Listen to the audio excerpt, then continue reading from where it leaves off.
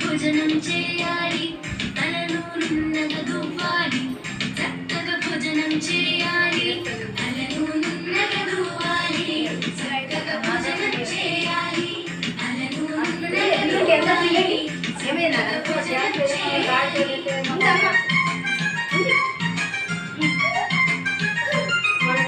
గురువులు పాఠాన్ని ఎన్నో నేర్పాలి, గురువు